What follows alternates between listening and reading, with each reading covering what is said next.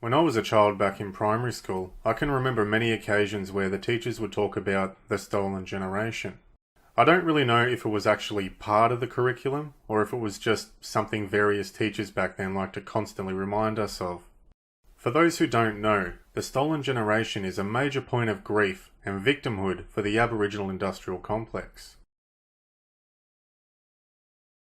According to Wikipedia, quote, "The stolen generation, also known as stolen children, were the children of Australian Aboriginal and Torres Strait Islander descent who were removed from their families by the Australian federal and state government agencies and church missions, under acts of their respective parliaments."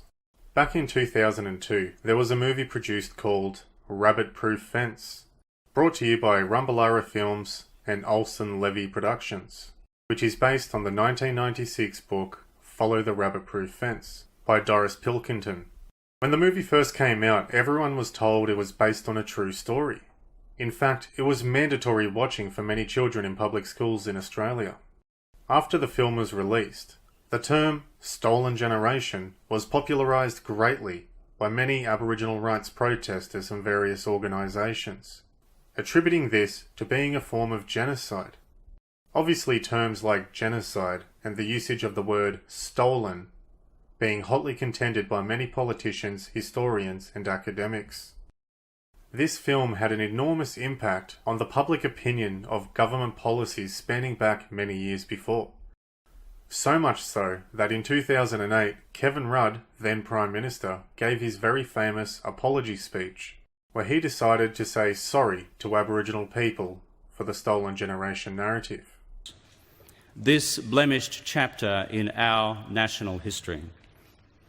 We apologise, especially for the removal of Aboriginal and Torres Strait Islander children from their families. Just while I'm playing this video, I'd also like to point out Julia Gillard's haircut. It really is something special, and totally worth pointing out. We also have National Sorry Day, every single year to remind us of just how horrible Australian people are. However, when we actually study the film's validity, it seems to be a terrible reflection of the truth.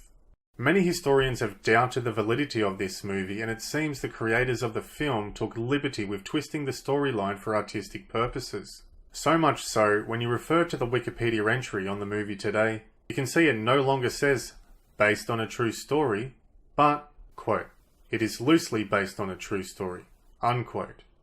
Which is a very hard cope, and a tight grasp for many people who want so badly for it to be non-fictional. Australian historian Keith Wintershuttle chimed in on the movie and wrote an article on it, which you can read in the Quadrant magazine. He claims, quote, "The film gets the names of the major characters and the locations right, but not much else. It is a work of dramatic fiction that tells at least 10 major falsehoods. Number 1. The three girls, Molly, Gracie and Daisy, were not taken by surprise and removed by force from Jigalong. The violent removal scene in the film is entirely fictional. The girls' mother knew beforehand that they were to go with Constable Riggs, and, without any protest, they reluctantly acquiesced in the removal. The girls left Jigalong on horseback, not locked in a motorcar. The Western Australian Chief Protector, A.O. Neville, did not remove the girls as part of some government plan to breed out the colour.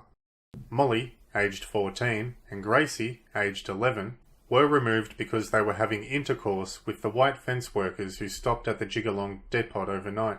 15 years earlier, Molly's mother had done the same with a young English fence inspector who soon moved on. At the time, in all Australian states, underage white girls were removed for the very same reason. Daisy, aged 8, was removed because she was betrothed to marry a full-blood Aboriginal man, old enough to be her grandfather. No, this report from Constable Riggs about the three little half-caste girls at the Jigalong fence depot, Molly, Gracie and Daisy. The youngest is of particular concern. She's promised to a full-blood. In traditional Aboriginal society, girls this age could be married. They had intercourse immediately. Daisy could be removed from Jigalong under the 1905 Aboriginal Act because she was a half-caste girl. Had she been a full-blooded Aborigine, she could not have legally been removed, and would have had to go through with the marriage, unquote. There is also a part in the film, which I will play for you in a minute, where Neville gives a speech where seemingly racist undertones are made to help set the mood of the film and paint Neville as the villain of the movie.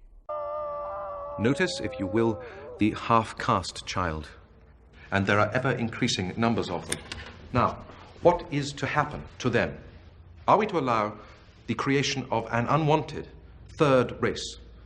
Should the coloureds be encouraged to go back to the black?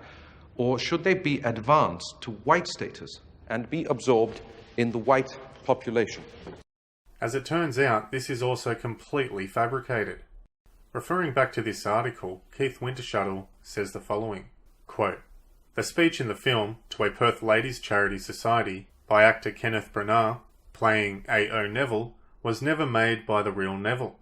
The words did not come from a transcript found in any historical archive, but were created for the film by screenwriter Christine Olsen. When the girls were removed in 1931, Neville did not have control over the marriages of all the Aborigines in the state. The Western Australian government never gave him either the legal authority or the funding to manage Aboriginal people's affairs in the way the film alleges." Unquote. There are a lot of themes in the film which also seem to be based on a gross exaggeration. For an example, the Moore River settlement in the movie is depicted as some sort of prison that Aboriginal children were sent to against their will, where they were treated poorly. Most of the Aboriginals there went so voluntarily and temporarily to gain access to welfare. In 1931, Molly, Gracie and Daisy were 3 of only 4 children in the whole state sent there, out of an Aboriginal population of about 29,000 at the time. The feature of this film also depicts the 3 Aboriginal children crossing the northwestern desert unassisted, nearly perishing in the process. But the truth, according to Keith Wintershuttle, the girls were eventually brought home to Jigalong by a white cattle station contractor riding on his camels. Even conservative commentators such as Andrew Bolt also attacked the historical accuracy of this film. Bolt criticised the numerous disparities between the film and Pilkington's novel, which the film was meant to be based on. Back in 2009, the Herald Sun released a column in the newspaper written by Andrew Bolt where we read the following, quote, "I'm often asked to talk at schools, and almost always ask students 3 questions about a film that lies about the stolen generations. First, how many of you have been shown Rabbit-Proof Fence? Answer, everyone. Second, have you been shown the movie as a great piece of filmmaking or as a history lesson? Answer, in every case, as history. You know, like how you learn America's history from John Wayne movies. And third, how many of you have checked whether the film is actually true by, say, reading the book on which it's based? Answer, of thousands of students, just 2 have raised their hand. And that alone is reason enough for me to agree with historian Keith Wintershuttle, who this week called for Rabbit-Proof Fence to be banned from our schools for being grossly inaccurate. Lies are being taught as truth, and until the teachers know the difference, it's mischievous and damaging to so deceive young children about their country's past." Unquote. Eric Abetz, a government minister at the time when the film was released, announced the publishing of a leaflet criticising the film's portrayal of the treatment of Indigenous Australians, claiming it was grossly exaggerated, and demanded an apology from the filmmakers, one which never came.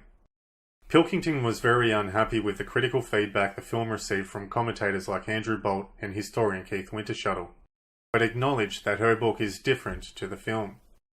All the previously stated information about the 3 girls in the film is discussed in more detail, with complete references to sources in the preface to The Fabrication of Aboriginal History, Volume 3, The Stolen Generations, for anyone who would like more information on the topic. The book is very hard to find, however, but the PDF version is pretty easy to obtain, for anyone who is interested in fact-checking it for themselves.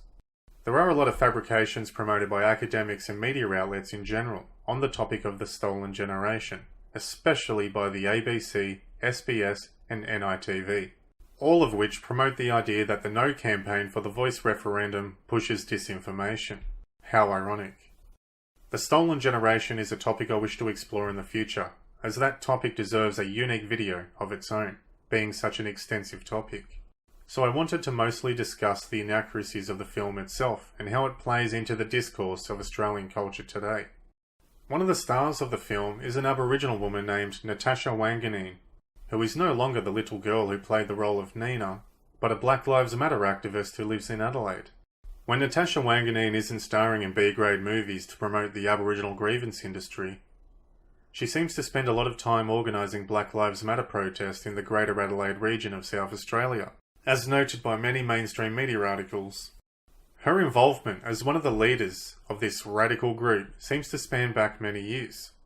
The choice of the word radical is also not something I came up with, but what Natasha seems to indicate on her own Instagram page, as you can see from her post here. Back in 2020, during a Black Lives Matter protest that she organised and promoted, a 100-year-old Colonel William Light statue was vandalised and had graffiti written on its plaque. Death to Australia and No Pride in Genocide.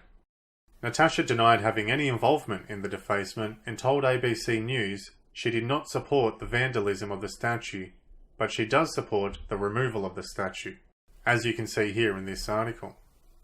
It's also worth noting that the words "No Pride in Genocide" that was graffitied on the statue was one of the war cries of rallygoers and the same slogan that was sported by Natasha while she was giving her speech.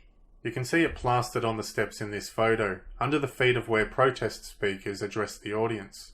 Natasha is also a very vocal proponent of ending Aboriginal deaths in custody and the removal of Aboriginal children from excessively abusive and unfit parents. Apparently arresting criminals and taking children to safe homes where they are fed and not abused is some form of racism, I guess. Natasha has been videoed giving speeches about how hard it is living in a racist country and talks about the struggles of having her power and gas being shut off. They don't get their power shut off! They don't get their gas cut off! But a glimpse of her social media account shows she is a frequent flyer to some of the world's most exotic locations. I can't imagine that she is doing very tough at all. But then again, I don't know her personally. When I went digging for a bit of information to see how Natasha is going and what she is up to these days, I came across some very interesting content from an activist in Adelaide, who has been keeping a very close eye on a lot of these radical left-wing groups over the years. Beardy, the activist from Adelaide, has been researching some of these groups and documenting their level of influence. After he was booted out of the area during one of Natasha's protests, he released a video showing footage of the protest and some of the speeches. But he also included a lot of very revealing information regarding the proximity of these radical left-wing activists have to the higher end of town. The video in question seems to infer that Natasha brushes shoulders with people who would be considered by some the Adelaide elite, from Freemasons to leading Antifa activists, from celebrities to the mayor and police. If you want to see that video in full, I'll link it in the description below. I think it's worth checking out, because it really just shows how close-knit these supposed oppressed grassroots left-wing activists are to people with real power, the corporations, media, and those with political influence. The reason why I bring all of this up isn't to have any personal digs at Natasha. She could be a really nice person for all I know. But it's yet another example of something I've been speaking about in my videos for months now. How political forces and corporations, or who some on the left might refer to as capitalists, seem to be sponsoring, guiding, and even financing a lot of these on-the-ground anarchist and communist activists, with an underlying agenda of cultural Marxism and ideological subversion. It might seem like a contradiction at first, the capitalist roaming around with the communist, but it's well documented all throughout the modern age. It's something called Astroturfing. Astroturfing refers to the use of fake grassroots efforts that primarily focus on influencing public opinion and typically are funded by corporations and political influencers. Take the Voice to Parliament for an example. On the surface, it's being marketed as constitutional recognition for Aboriginal people who are downtrodden and left behind by society. But at its core, it's BHP Billiton, Rio Tinto, the Big Four banks of Australia, Qantas, and many more of Australia's top 20 ASX-listed corporations. And let's not forget the organisation Black Lives Matter itself. And its involvement with George Soros and Goldman Sachs is also worth pointing out. This is also not a new concept, or something that I've just invented. If you want to read more about this, Dr. Ray Michael Jones has a book called Barren Metal, A History of Capitalism as the Conflict Between Labour and Usury, where he documents this extensively, from the French Revolution to the Bolshevik Revolution to Occupy Wall Street. All of these examples, he documents how the elite can be seen walking hand in hand with the revolutionary. I'd like to thank all of you out there for watching this video. Be sure to give us a like, let me know your thoughts in the comments section below. And be sure to share this video around on social media. It really is the only way this sort of content is able to get any sort of views. As I'm no longer on Facebook or other conventional social media websites, every little bit you guys do really helps this channel grow. I hope you enjoyed the video. Thanks again. Until next time.